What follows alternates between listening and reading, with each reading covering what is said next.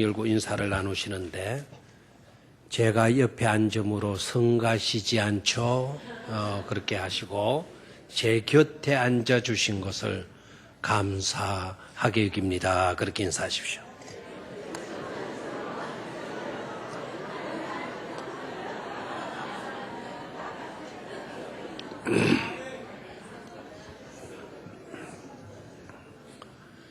지금 여러분 가까이 있는 분들이 가장 소중한 분들이에요. 내 곁에 누군가가 앉아 주고 있다. 행복한 일이에요. 성가신 일이 결코 아니고 행복한 일이에요. 내 곁에 아무도 앉아주는 이가 없다. 내 곁에 아무도 없다. 얼마나 쓸쓸하고 안타까운 일입니까? 항상 내 곁에 계신 분들 소중히 여기시고 사랑하시고 존경하고 아끼시는 여러분들 되시기를 바랍니다. 이 소통한다라는 거 굉장히 중요합니다. 소통이 잘 이루어지고 있다. 이거는 건강하다라는 거예요. 이 소통의 문제는 순환의 문제거든요. 여러분들의 몸속에 피가 잘 순환되고 있다. 이 건강한 겁니다. 그런데 혈액이 제대로 순환되지 않고 멎어버렸다. 내 속에서 혈관 속에 흘러야 할 피가 멈춰버렸다. 뇌진탕, 뇌졸중 되는 거죠. 이 소통은요 굉장히 중요한 거예요. 사람들의 관계성 속에서도 소통이 얼마나 중요한지 몰라요. 돈 버는 것만 중요한 게 아니고 이 소통 잘하는 거 이것도 굉장히 중요합니다. 소통이 이루어지지 않으면 갈등이 돼요. 갈등이 일어나요. 갈등이 일어나면 다투게 되고요. 그때 이후로부터는 평안, 자유로움을 누릴 수가 없는 겁니다. 소통이 한쪽 방면에만 발전이 된다. 그쪽에는 열심히 소통이 잘 이루어지는데 다른 데는 소통이 이루어지지 않고 있다. 그게 바로 암덩어리. 암은 그 부분에는 굉장히 세포가 발달하고 그리고 다른 데는 다 죽어가는 거예요. 소통이 제대로 이루어지지 않으면 답답하죠. 얼마나 힘들은지 몰라요. 어린 아이들, 말 배우기 시작한 아이들, 제 딴에는 의사를 표현을 해요. 뭐라고 표현을 하는데 그런데 어머니가 그 말을 알아듣지 못하고 하면 고만 아이도 이내 뭡니까? 짜증을 내요. 짜증을.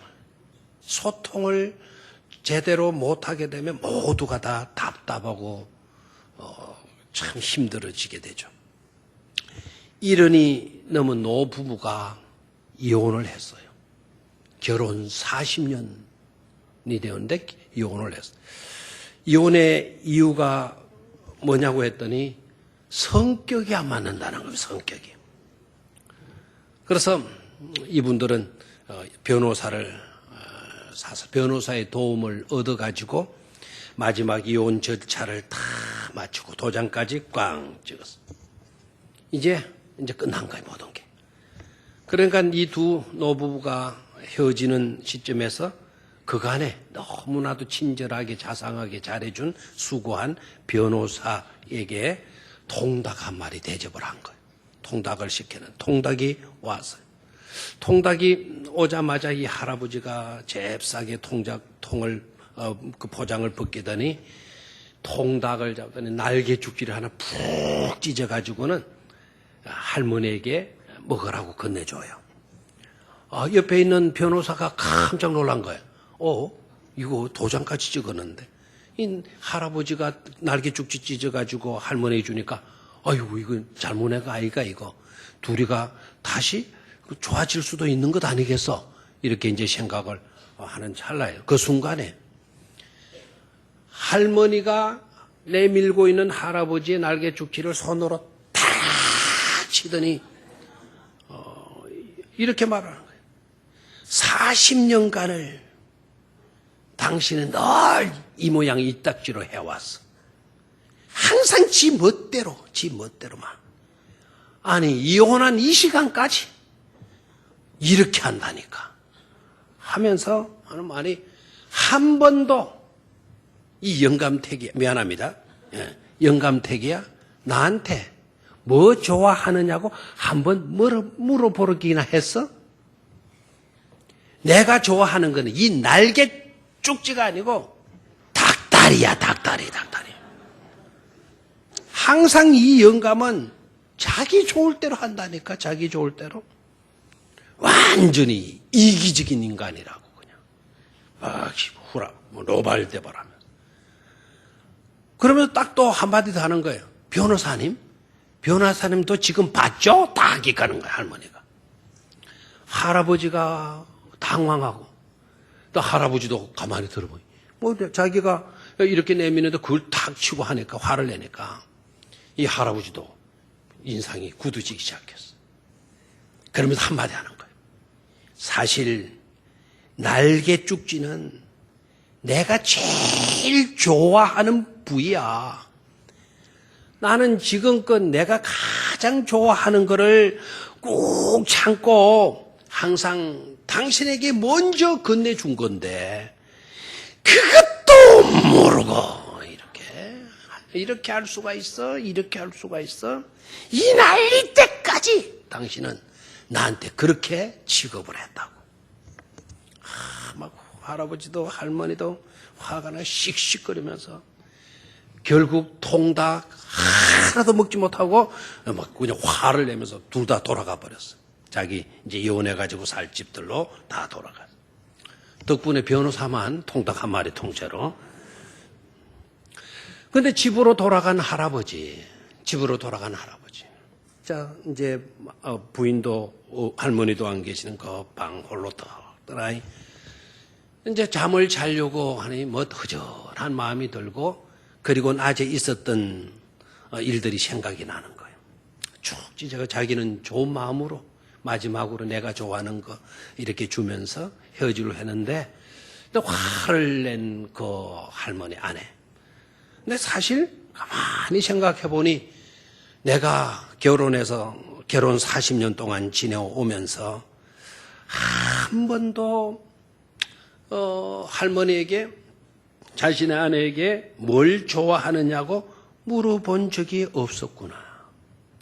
그저 내가 좋은 것, 내가 좋아하는 것 주면 되겠거니 그렇게 생각해. 아내는 잘해준다고 했었는데 그래 내가 좀 서툴렀던 거야. 내가 잘못한 거 맞아. 나도 문제가 있는 거야. 그러니 이왕 헤어졌지만 어제달에도 우리 사과라도 풀기라도 해야지. 해가지고는 전화를 건 거예요. 핸드폰으로. 이제 신호가 할머니에게 가겠죠. 할머니가 전화를 딱 들어보니 남편, 할아버지한테 온 전화란 말이에요. 화가 아직도 덜 풀렸는데. 그러니까 이 영감태계가 뭐 커래 갈 때는 언제고 그렇게 행동할 때는 언제고 또 나한테 전화까지 해? 그래서 할머니가 전화를 탁 꺼버렸어. 전화를 끊고 나니 좀 이따 또 걸려고 오는데 또 할아버지한테 오는 거예요. 막 이 할머니가 배터리를 이제는 완전히 싹 배터리를 빼버린 거예요. 그리고 잠이 들었어요.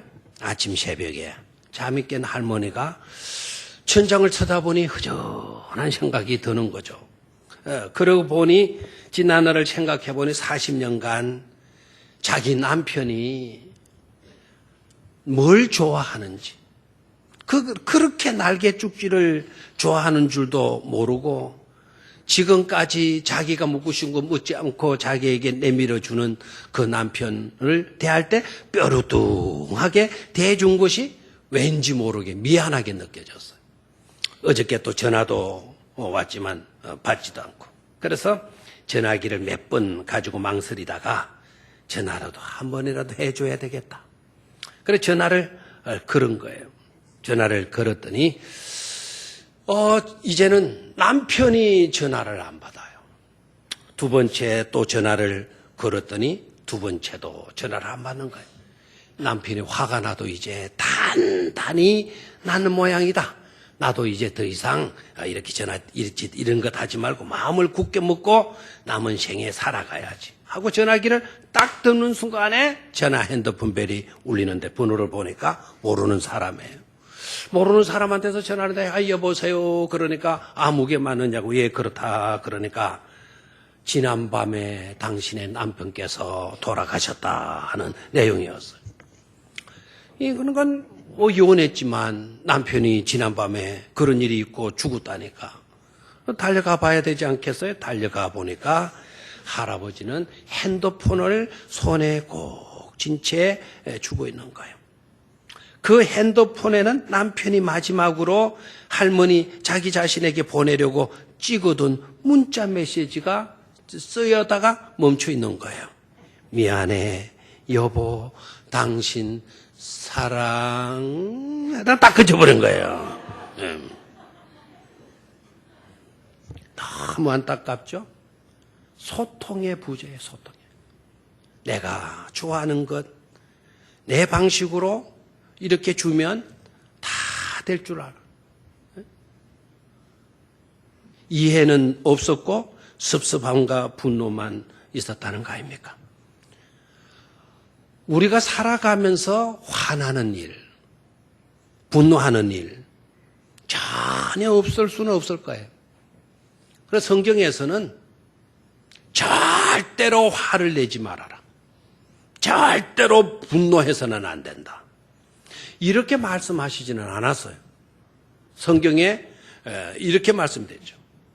누구든지 분을 품거든 그 말은 품을 품을 수도 있다. 화나는 일이 생길 수도 있다. 그러나 분을 품더라도 그런 일이 생겼다 하더라도 해질 때까지는 뭐 하지 말아라. 품고 있지 말아라. 그것을 마음속에 담고 있지 말아라 라고 우리에게 교훈을 해요. 분내는 일이 없을 수는 없다라는 거예요. 화나지 않는 일이 있을 수는 없다라는 거예요. 화날 때도 있고 분할 때도 있고 생길 수 있다라는 거예요. 한번 질문해 볼게요. 여러분 지금까지 살아오시면서 얼마나 사셨든지 간에 지금까지 살아오시면서 나는 한 번도 화내지 않았다. 손 들어봐요. 그러면은 부끄러워서 안 됩니까? 그러면 나는 화낸 일이 있다. 썩낸 일이 있다. 분한 적이 있다 하면 손 들어봐요. 손 안 들고 있는 사람? 아까 2부 때도 내가 질문했어요. 한번 들어봐요, 번쩍. 집사님, 김 집사님 분 안 냈어요? 안 해요. 있어요, 없어요? 안 냈나요, 평생? 내가 존경할게요. 한 번도 안 냈어요? 냈는데 왜 손 안 들어요? 화 안 낸 사람 없을 거예요. 저는 화를 많이 냈겠어요? 안 냈겠어요? 이게 그러면 말하면 안 되죠. 그래도 적어도 여러분들은 목사님은 화를 안 내시게 이래 말해줘야죠. 그러면 제가 아이고 저도 사람인데 내지요. 그런데 여러분들이 냈어요 더 크게 말하면 내가 저 어떻게 되는 거예요? 저도 화 많이 내요. 다혈질 좋은 점이 많습니다. 다혈질의 약점이 뭔지 아시죠? 화를 잘 낸다는 거예요. 영어로 화내는 거, 성질 급하고 화내는 걸 hot headed라고 그래. head. 머리가 핫한 거야, hot. 막 뜨거워 있는. 이 다혈질의 특징. hot head. 머리가 뜨거워. 분노하고 막 화내고 막 하는 hot. 오늘 영어 성경에도 이렇게 되어 있네요. quick-tempered man. quick-tempered man. 막 잽싸게 성질을 부리는 사람. 그런 사람들은 어리석은 짓들을 한다는 거예요. foolish things라고 되어 있어요. do foolish things. 다 저로 써요. 바보 같은 짓들을 한다라는 거예요. 왜 화내는 게 분노한다라는 게 문제가 되느냐? 이 바보 같은 짓을 하게 된다라는 거예요. 바보 같은 짓을. 그래서 문제는요, 어떻게 하면 화내는 것에서 평온한 것으로 갈 수가 있는가? 바보 같은 그런 짓들을 이제 좀 그만하고 내실 있는, 열매 있는, 의미 있는 그런 삶을 어떻게 살아드릴 수가 있을까? 대단히 중요한 문제가 아닐 수가 없어요. 그래서 지난주에는 두려움에서 어디로? 평온으로. 오늘은 뭐에서? 화에서 평온으로. 화에서 평온으로. 어떻게 우리가 나아갈 수 있을까? 이 문제도 중요한 과제고 우리가 안고 있는 문제가 아닐 수 없다라는 거죠. 분노는 품어서 좋은 일이다. 계속 품고 있어야 될 좋은 일이다. 아니면 품어서는 안 되는 것이다. 품어서는 안 되는 것이다. 왜? 해악적인 요소가 너무 크다 이거예요. 이거는 하나의 독이에요, 독. 이거는 엄청난 심각한 독이 아닐 수가 없어요. 한 번 사람이 화를 낼 때 그때 얼마나 많은 독이 내 몸속에 퍼지고 있는지 모른다 그래요. 그래서 화가 나게 되면 얼굴이 안색이 달라지잖아. 안색이. 가인도 하나님께서 동생 예배는 제사는 잘 받아주는데 자기 제사는 안 받아주니까 가인이 화가 난 거라. 근데 화나는 표현을 성경은 가인이 화가 나서 이런 식으로 안 썼고 하나님께서 가인에게 이렇게 질문해. 가인아, 네 안색이 왜 그렇게 변했냐? 안색이 변했다. 안색이 피부의 색깔이 변해버렸다라는 거예요. 왜 사람이 화가 나면 피부의 색깔이 변할까요? 뭐라고요? 독이 퍼져서 그래요, 독이. 안색이 되게 어떻게 변합니까? 안색이. 예? 노랗게 된다. 이건 더 심한 모양입니다. 예. 하얗게 돼, 노랗게 되는 사람은 이게 항달기가 좀 있는 모양입니다. 예. 하얗게. 두 번째는 묽게 돼요, 묽게. 세 번째는 새파랗게 돼요. 그리고 새카맣게 돼요. 죽어간다는 겁니다. 여러분 손가락을 실로 한번 묶어봐요. 손가락을 실로 묶을 때 묶는 그 순간에 그 부위가 하얗게 됩니다. 조금 있다가는 빨갛게 돼요. 또 제 시간에 어떻게 돼요? 시퍼렇게 돼요. 세포가 이제 죽어가고 있다라는 증거예요. 여러분 우리가 화를 내게 된다면 안색이 변했다라는 것은 그만큼 우리 몸에 뭐가 퍼졌다는 증거다? 독이 퍼졌다는 증거예요. 여러분 보약을 먹으려고 얼마나 여러분 갈망하고 소원합니까? 보약 먹기 이전에 먼저 내 마음속에 일어나는 독을 해독할 수 있어야 돼요. 그 독이 퍼지게 되면 그게 바로 암이 되고 그게 바로 우리 인생을 망치게 만드는 거잖아요. 관계성까지도 깨지고 말아요. 인간관계를 아름답게 가지려면 수많은 시간이 필요해요. 그래서 이루어진 것이 우정이에요, 우정. 얼마나 돈독해요? 근데 그 우정도 한 번에 화낸 일로 인하여 한순간에 깨어지고 만다 이거예요. 집을 짓기라는 것은 얼마나 힘드는지 몰라. 시간적인 문제도 걸려요. 시간, 물질 다 걸리잖아요. 그렇게 힘들게 집을 지었다 하더라도 무너뜨리는 건 한순간에 무너뜨리잖아요. 그러니까 이 갈등의 문제, 우리에게 주어지는 이 화나는 분노의 문제 해결하는 건 너무나도 중요한 과제가 아닐 수가 없어요. 그래서 첫 번째 이 문제를 해결하기 위한 원인을 찾아야 돼요. 한번 따라 하십시오. 해결을 위한 원인 찾기. 자, 뭐를 위한 원인 찾기? 해결을 위한 원인 찾기.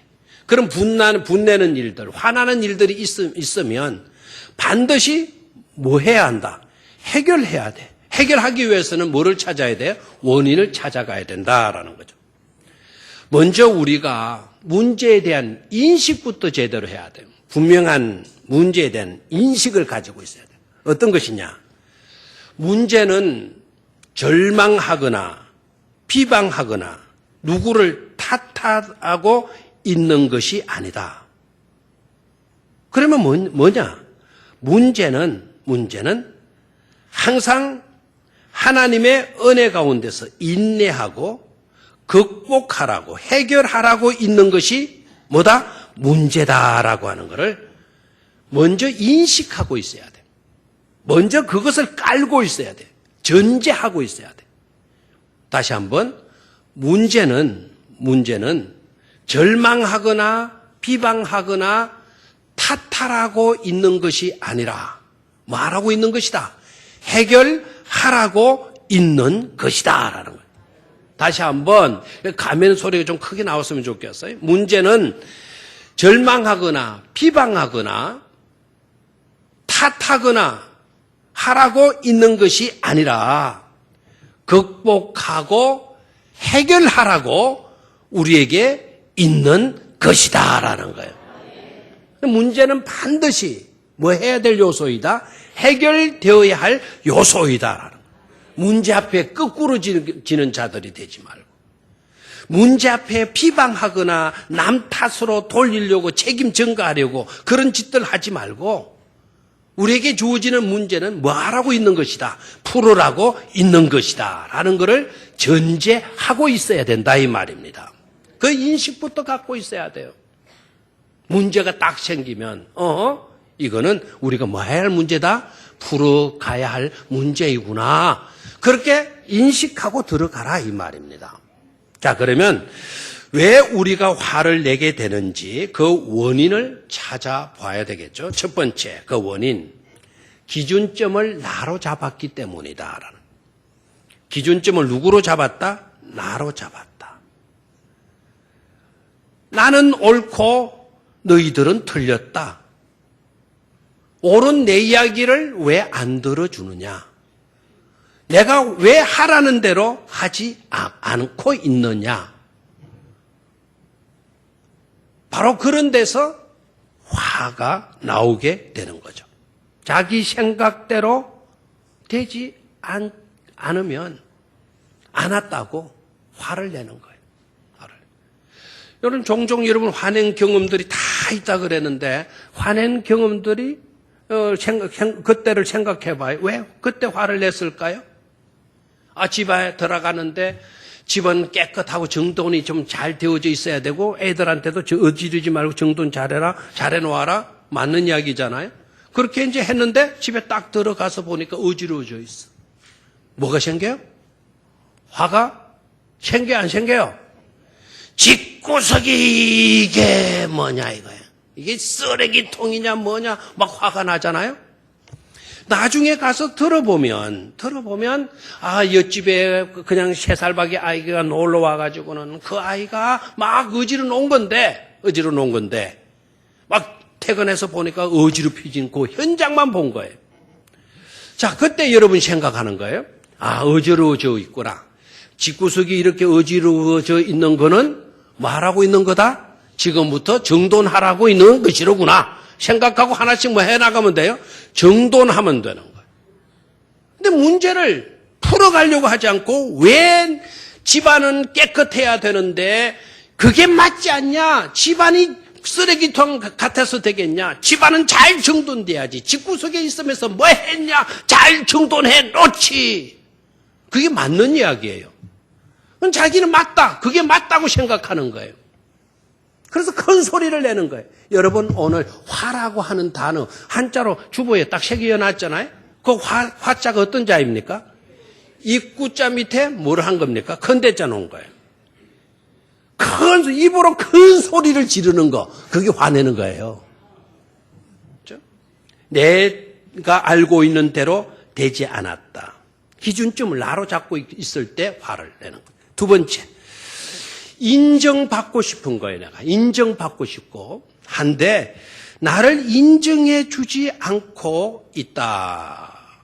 그런 느낌을 받을 때 속이 상하기 시작하죠. 나를 인정해 주기는커녕 오히려 나를 무시해요. 나를 끌어내려고 해요. 내 자존심을 짓밟고 있어요.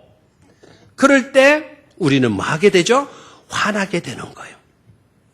세 번째, 자신의 약점을 이용하거나 놀리는 야비한 사람이 그런 행동을 했을 때 내가 화를 내는 거예요. 친구라 그러면 내 약점을 감춰줄 수 있어야 되고 내 약점을 이해해 줄 수 있어야 되잖아요. 근데 친구라고 하면서 내 약점을 자꾸 남들 앞에 드러내려고 하는 거예요. 예를 들어서 저는 수학을 잘 못해요. 근데 내 친구 중에 고르마 내 친구라고 여기지도 않지만, 그 친구 그놈아는, 아니, 다른 과목은 다 못하는데 수학은 기동적이에요. 늘 90점, 100점 맞아요. 저는 다른 과목은 좀 더 평균작은 하는데, 수학은 이건 대무지 않다는. 그 선생님 한번 선생님이 나한테 뭐든 말을 해가지고 그때부터 싫어졌어. 음악 싫어졌고, 그 다음에 수학 싫어졌어. 근데 시험만 봤다면 이건, 하나 맞을 똥말똥 한단 말이야, 하나. 10점도 안 되고. 근데 친구들 앞에 가게 되면 우리 학교 아이들, 딸 아이들도 있잖아, 여자 아이들도 있고 하면 꼭 그 녀석이 수학 이야기 해요, 수학 이야기. 예? 지난번에 시험 칠 때 수학 그거 안 틀릴 걸 갖다가 내가 그걸 잘못 해가지고 틀리게 했다. 나는 거의 다 틀리고 있는데 그거 하나 틀렸다고 막 뽐내고 있는 거예요. 속으로 어떤 생각이 드는 줄 알아요? 이 자식이 이거는 내 망신 주려고 일부러 저짓하고 있다. 그러니까 그 친구한테는 사탕 2개 있어도 절대로 내가 안 줘요. 절대로. 그 친구하고 같이 있고 싶지도 않아요. 혹 가다가 만나기는 하지만 남들 모일 때 그 친구 데리고 가면 불안한 거예요. 또 무슨 이야기 할까 봐. 수학 이야기 할까 봐. 내 약점을 이용하거나 놀릴 때 사람은 그래서는 안 돼요. 남의 약점, 남의 부족함 이거를 놀리려고 들어서는 안 돼요. 남의 약점을 이용하는 인간만큼 야비한 인간이 없어요. 못 배운 게 무슨 약점입니까? 키 작은 게 무슨 약점입니까? 내가 가난한 게 무슨 약점입니까? 그런 것을 약점 삼아가지고 과시하거나 자기를 드러내거나 그 사람을 이렇게 헐뜯거나 비방하거나 깔아내리려고 하면 그건 안 되는 것 아닙니까? 그 사람은 야비한 사람이에요. 또한 우리 마음속에 열등의식 때문에 우리가 화를 내고 분노하는 경우들이 너무나도 많이 일어난다라는 거예요.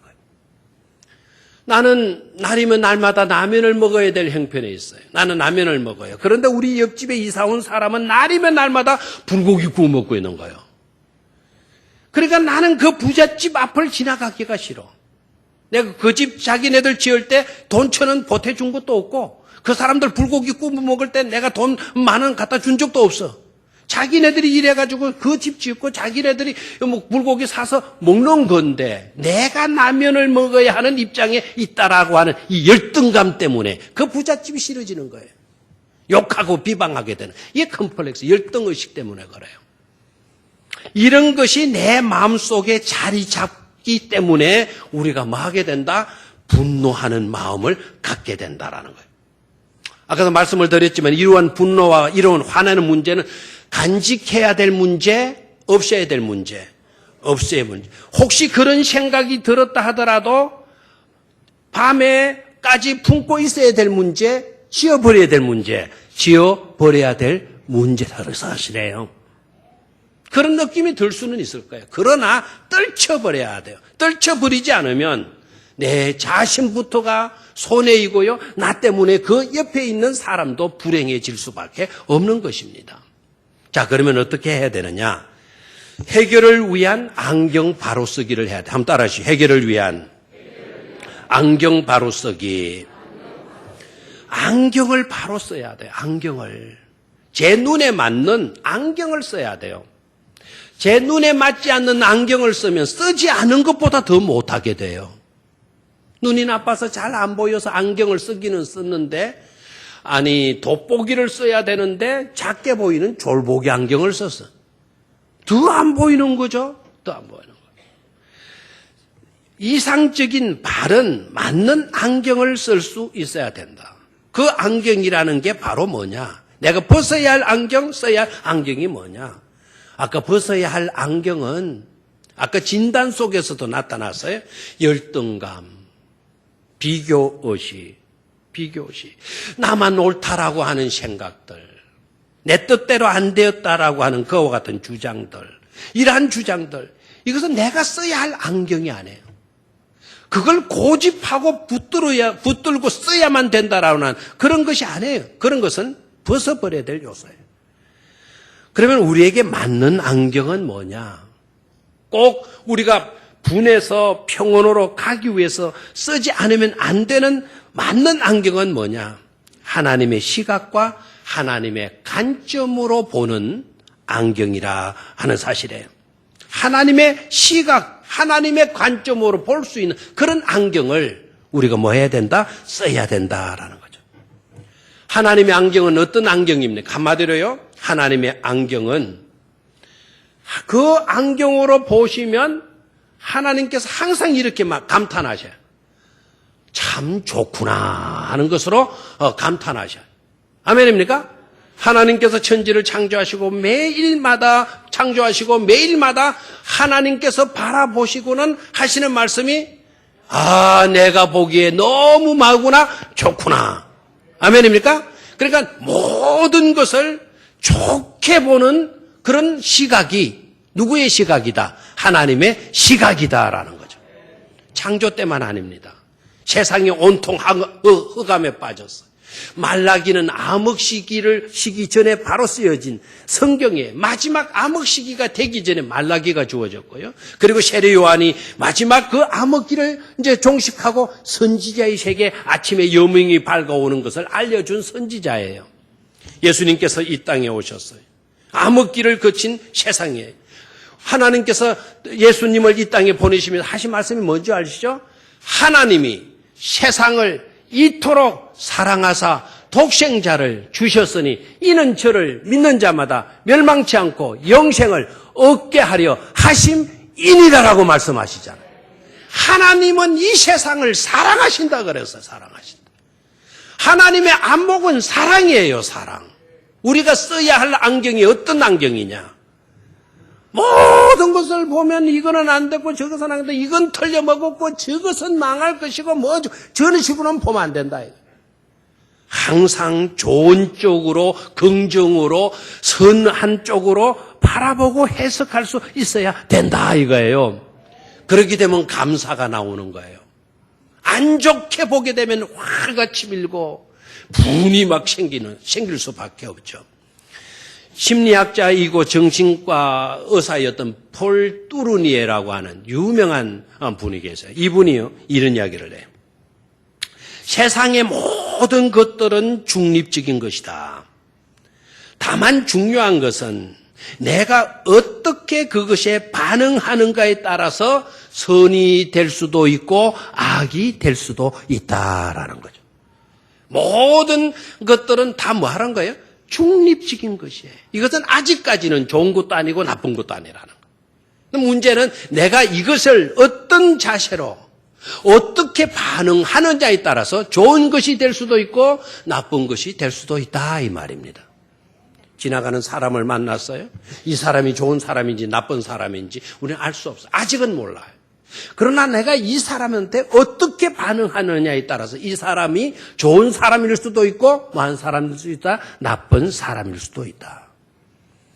제가 옛날에 우리 북한 그 기순하신 분이 우리 교회 출석하면서 그분이 이거 뭐 돌을 제거하는 그런 걸 있잖아요. 제가 그때 설교할 때 구덩이에 빠진 양에 대한 예화를 들고 설교를 했잖아요. 그분이 그 설교를 듣고 감동이 되었던지 이런 우리 벽에 붙이는 대리석 돌을 깎아가지고 거기에다가 그 그림을 새겨서 왔어요. 제가 간직하고 있어요.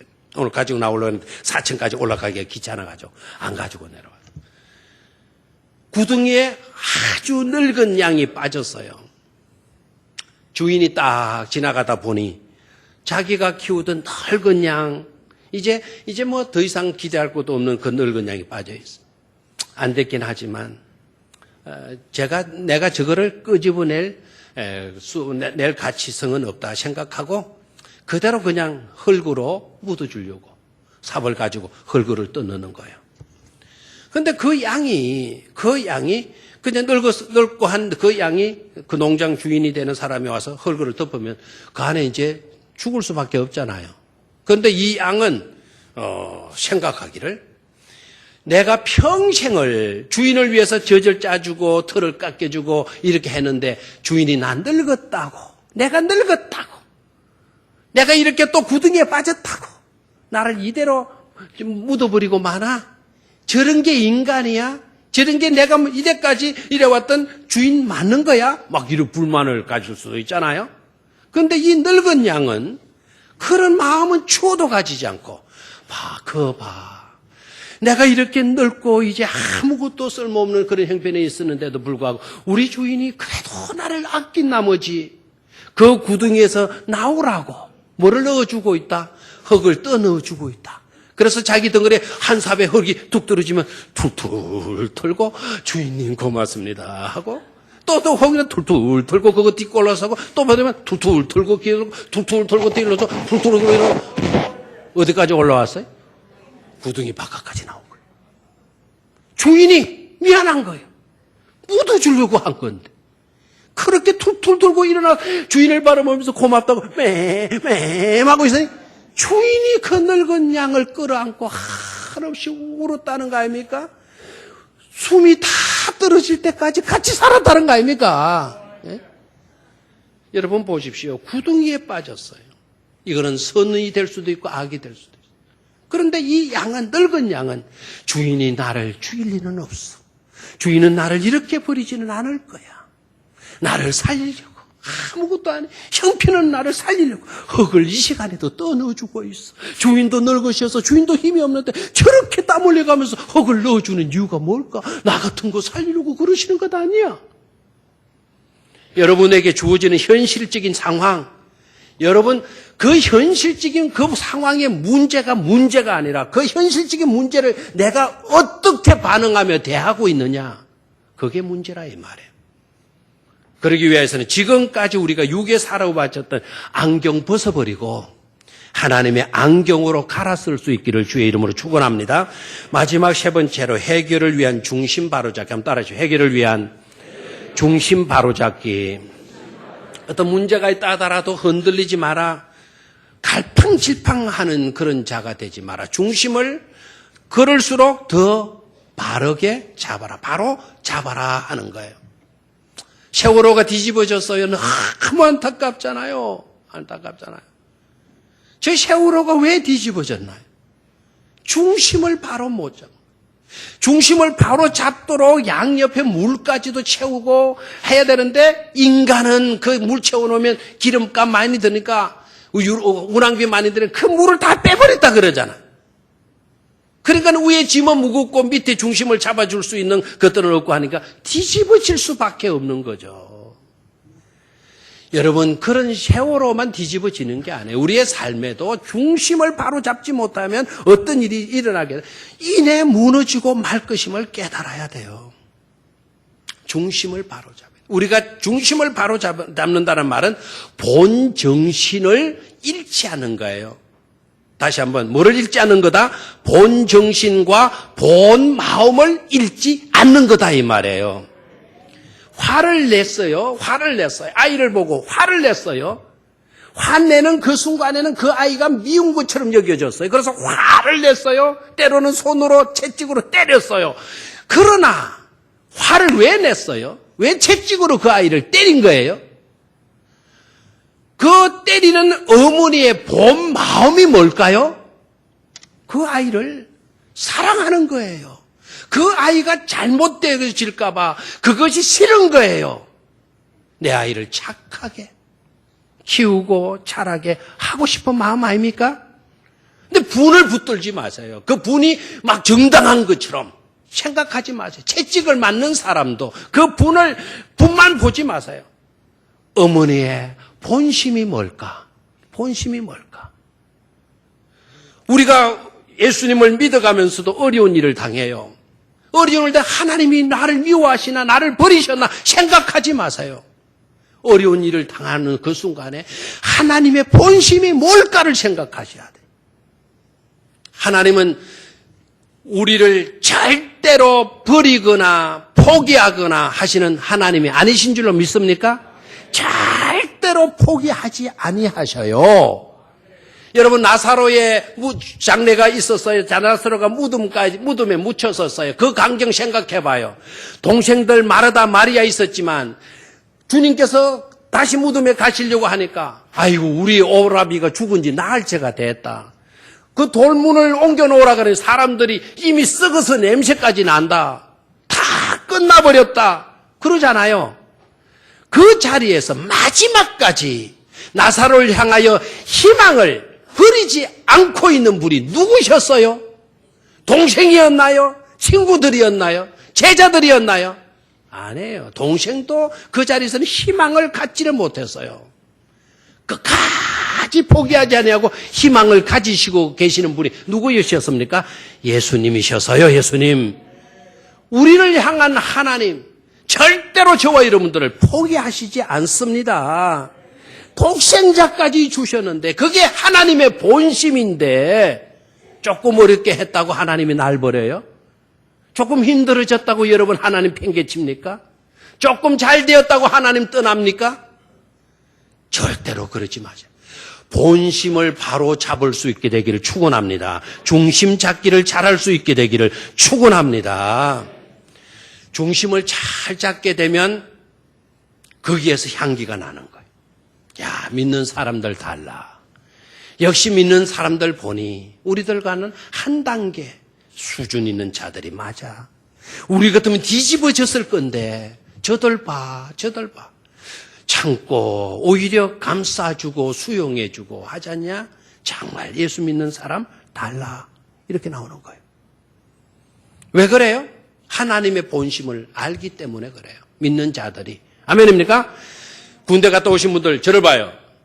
유격 조교 만나면 기분 좋아요, 안 좋아요? 빨간 모자 쓰고 다니는 사람. 군인들이면 다 싫어해요. 유격 조교가 호랑이 불면 이것처럼 죽어나는 게 없어요. 근데 그 유격 조교가 있기 때문에 우리가 훈련된 군인이 될 수가 있잖아요. 전투도 전쟁도 할 수 있는 군인이 되는 건 맞죠? 근데 유격 조교 만나기 지독하기 싫어요. 그러나 그 유격 조교 때문에 우리는 단련할 수가 있어요. 훈련 다 마치고 우리가 단련되어져 있으면 이제 유격 조교가 필요해요, 안 해요? 유격 조교가 필요 없어요. 혹시 여러분 따라다니면서 여러분 괴롭히는 사람이 있습니까? 그 사람 때문에 여러분 화가 나고 분이 치솟습니까? 그 사람을 대할 때 그런 식으로 대하지 마세요. 유격 조교다. 나를 뭐 하게 하기 위해서 잘 되게 훈련시키고 단련시키기 위해서 하나님이 나한테 뭐 해준 거다. 붙여준 거다. 내가 훈련 다 받고 단련 다 받으면 유격 조교는 뭐 봐도 신경 쓸 필요가 있다 없다? 없다라는. 경주 갈 때 제가 제일 짜증나는 거, 신호등 많은 거. 경주 갈 때 제가 제일 짜증나는 거, 교통순경 옆에 그 폴리카 갖다 놓고 서 있는 거. 짜증, 저 새끼들 저 왜 나왔어 저거? 다 이래. 아니 이 신호등 이거 좀 없애면 안 되나 이거? 얼마나 짜증 화내는지 몰라. 근데 생각을 달리 하면 돼요. 아, 신호등이 있으므로 내가 오늘 가속하지 않고 안전하게 달릴 수 있는 거구나. 교통순경에서 끔찍 놀라죠. 저 새끼 뭐 나왔어가 아니고 뭡니까? 안전속도 유지해 가라고. 알겠나요? 안전속도 70km 딱 유지하고 가는데 교통순경에 열이 나와 있어도 뭐 겁날 거 있어요, 없어요? 없죠. 다 우리를 유익하게 하기 위해서 있는 거예요. 예수 그리스도를 바랄 수 있는, 향기를 바랄 수 있는 저와 여러분들이 되시기를 축원합니다. 마지막 이야기만 하고 마치죠. 하버드 대학의 생물학자 윌슨이라고 하는 유명한 생물학자 박사님이 계시는데 이분이 개미 언덕이라고 하는 책을 썼어요. 또 아이들 읽는 동화책 같이 여겨지지만 그러나 그런 책이 아닙니다. 이분은 평생을 생물을 연구한 사람이에요. 개미를 연구하고 그리고 개미의 속성을 책으로 써놓은 건데 참 재미나는 이야기가 나와요. 개미들이 살아가는데 때를 짓고 살아가는데 물건을 열심히 먹을 것을 아르고 하는데 개미들이 시각으로 살아갈까요? 후각으로 살아갈까요? 개미들. 눈도 달려있으니까 시각으로 살아갈 것 같은데 후각이랍니다. 후각. 지느러미와 또 발로 촉각을 가지고 이렇게 한대요. 그런데 재미나는 거는 한 개미가 죽었어요. 밟혀서 죽었어요. 죽혔는데 그렇게 동지애가 뛰어난 줄 알았던 개미가 그들도 보지를 않고 지나다니는 거예요. 한 동료 개미가 죽어 있는데도 어떤 놈 하나 신경 안 쓰고 막 왔다 갔다 하더라는 거예요. 개미가 그 친구 동조 그게 강한 줄 알았는데 이게 웬일이지? 가만히 지켜보고 있는 거예요. 그런데 3일째가 되어지니까 느닷없이 개미 몇 마리가 오더니 죽은 개미를 끌어다가 갖다 버리더래요. 이게 무슨 일일까? 사람도 죽으면 바로 갖다가 묻지 않고 3일 인마들도 사람을 배웠나 해가지고 열심히 한 게 되는 거예요. 영어라고. 그랬더니 아하 깨달아진 게 있어. 개미가 죽었는데 처음에는요.